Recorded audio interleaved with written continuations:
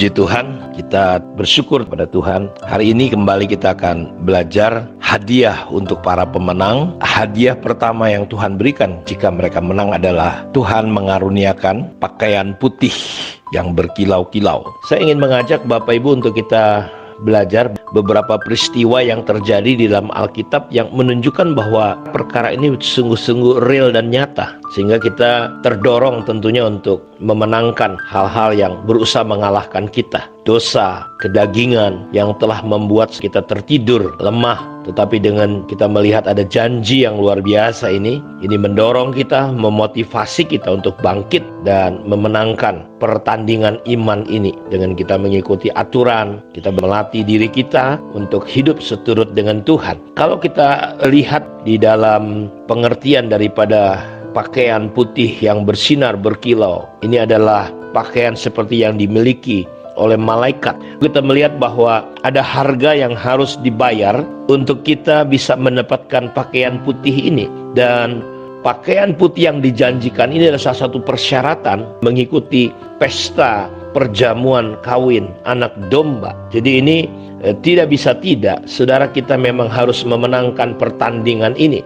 Kita harus melatih diri kita untuk kita bisa menjadi pemenang. Dan seperti gereja di Sardis, mereka akan dipakaikan dengan pakaian putih yang sudah kita bahas. Sangat jelas sekali bahwa peristiwa-peristiwa yang kita baca di dalam Alkitab dan janji yang dijanjikan kepada gereja di Sardis apabila mereka menang akan dipakaikan pakaian putih, jelas Alkitab menceritakannya. Bahkan pada hari terakhir ketika pesta kawin anak domba, ketika akhir zaman tiba, di dalam Wahyu 19 ayat 6-9, lalu aku mendengar seperti suara himpunan besar orang banyak, seperti desau air bah, dan seperti deru guruh yang hebat, katanya, haleluya, karena Tuhan Allah kita yang maha kuasa telah menjadi raja.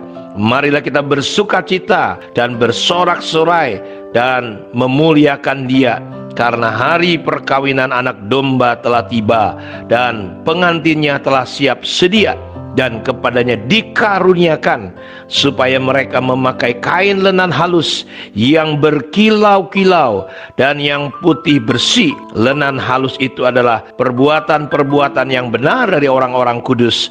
Lalu ia berkata kepadaku, tuliskanlah, berbahagialah mereka yang diundang ke perjamuan kawin anak domba.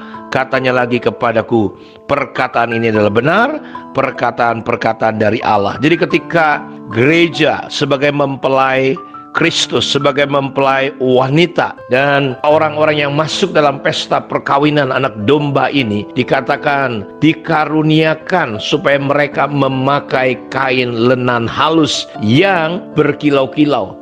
Pakaian putih bicara tentang kebaikan-kebaikan, perbuatan-perbuatan daripada orang kudus. Jadi jelas bahwa kita diselamatkan bukan karena perbuatan baik, tetapi saudara, ketika kita diselamatkan, kita melakukan perkara-perkara yang mulia. Makanya Tuhan berkata, jangan hanya bekerja hanya untuk diri kita sendiri, tapi biarlah hidup kita benar-benar untuk memuliakan Tuhan selama kita hidup di dunia ini.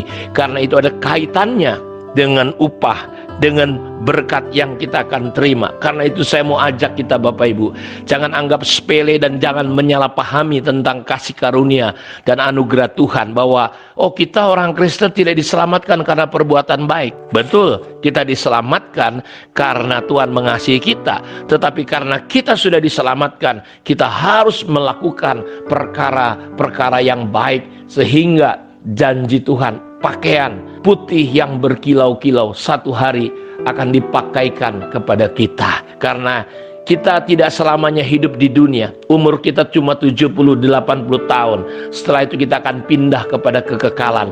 Apa yang kita baca di dalam Alkitab ini menjadi sesuatu yang kita harapkan terjadi, karena ternyata orang-orang yang ada di surga 24 tua-tua, saudara, mereka juga memakai pakaian-pakaian yang sedang kita bahas, yaitu janji hadiah untuk para pemenang. Kiranya Tuhan memberkati renungan kita pada saat ini. Shalom.